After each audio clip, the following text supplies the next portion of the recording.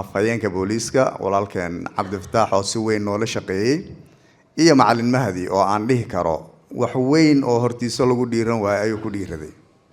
hay'ad ahaan 2016 aan soo bilownay inaan codsano in la tababaro ama la soo keeno booliiska si aan warku u soo koobo waxaan rabaa laba shay oo saaxiibadii aan isla joognay aan u sheegay inaan madaxda meesha fadhidan u sheego mid waxaan isu sheegaynay maalmaha waxaa ku jiray laba shay oo dawladnimada ay u baahan tahay mid kamid ah waa aasaaska dawladnimada midna waa aasaaska dimuqraadiyadda marka la isku daran waxaa la dhahaa dawlad dimuqraadiya soo sidaa ma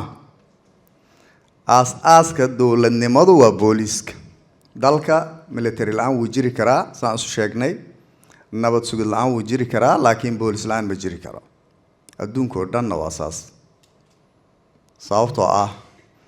booliisku waa hay'ad bulsho haddaa maqashaan dal dawladdiisu ay madax bannaan tahayna hay'adda madax bannaan ee la sheego waa tan booliiska iyo garsoorka wax kaloo madax bannaan ma jiraan taa waxaa wehelisa ayadana dimuqraadiyaddina waxay ka bilaabataa madax bannaanida saxaafadda marka labada shay ee maalmahan aan meesha ku haynay waxay ahayd haddii labadaas hay'adood is ixtiraamaan waxaa noo dhalanaya dawlad wanaagsan horumar gaarta bulshada u adeegta sababtoo ah waajibaadkii booliiska ee ahaa amnigii iyo kala dambeyntii guud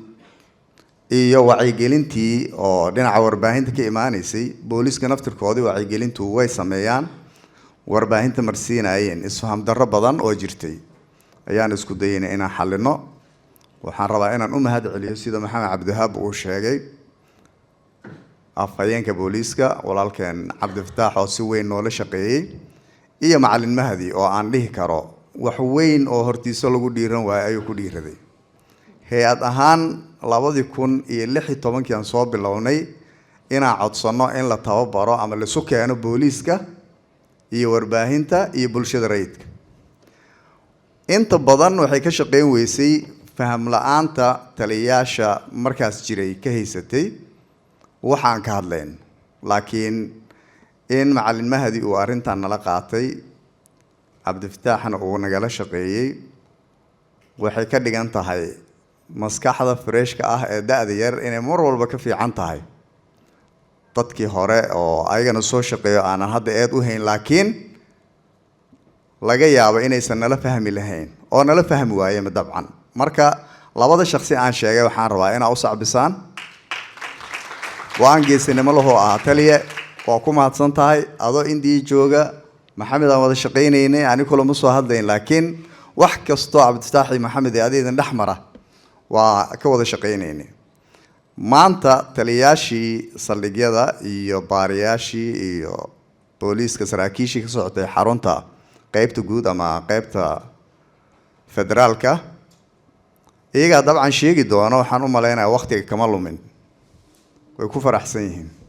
waxaana soo martay ayadoo galaaska laba dhinac inta laga kala fariistay lisla hadlayn iyo ayadoo inta la isdhex galay haddana saaxiibo la noqday oo baawarta la isla raacay taliye ka mid ah taliyayaasha inuu hadda fadhiyo ma ogi wuxuu yidhi markii ugu horreysay gaarigayga wareeg ku qaaday waxay tusaysaa marka meesha laga yimid haddii booliiska iyo warbaahinta wada shaqeeyaan bulshadana waxay helaysaa war iyo wacyigelin caafimaad qabto waa ku mahadsantihiin warkayga intaasaan kusoo koobaya waxaan leeyahay annaga diyaaraan idin nahay bal ha la kordhiyo inta dhimanna tababarada ha loo badiyo aad u mahadsantihiin salaamu calaykum